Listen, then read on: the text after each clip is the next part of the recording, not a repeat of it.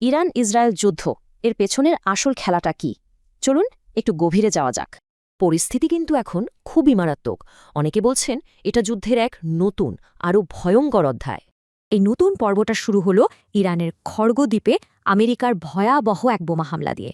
সাবেক president Trump এটাকে বলতেন ইরানের ক্রাউন জুয়েল, কারণ ৯০% তেলই তো এখান থেকে যায়।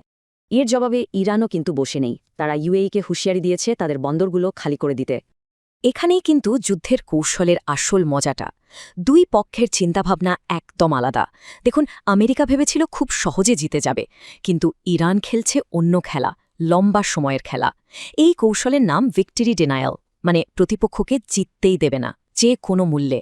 সোজা কথায় ইরানের লক্ষ্য হল আমেরিকার যুদ্ধ করার ইচ্ছাকেই একদম ভেঙে দেওয়া, অর্থনৈতিক এবং রাজনৈতিকভাবে।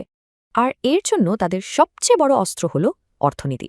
দেখুন, বিশ্বের ১৫% তেল সরবরাহ এখন তাদের হাতে জিম্মি। কিভাবে? হরমুজ প্রণালী নিয়ন্ত্রণ করে।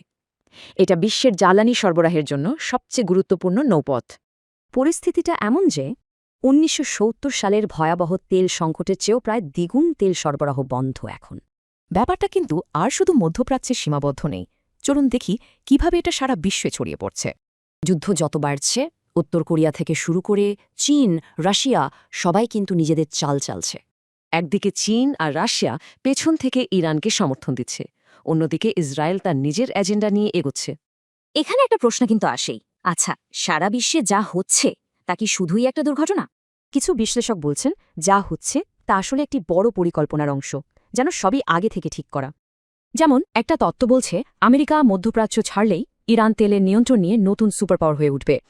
আর এই তথ্য অনুযায়ী শক্তিশালী ইরান নাকি এক চূড়ান্ত বিশ্বযুদ্ধের জন্য খুবই জরুরি একটি চরিত্র। একই সাথে আর একটা পরিকল্পনাও কিন্তু চলছে, যেখানে ইসরায়েল তার সীমানা বাড়িয়ে দুনিয়ার প্রযুক্তি কেন্দ্র হয়ে উঠবে। তাহলে শেষ প্রশ্নটা কি? যা ঘটছে তা কি শুধুই দুর্ঘটনা, নাকি আমরা সবাই বহু পুরনো কোনো ভবিষ্যৎবাণীর মঞ্চায়ন দেখছি?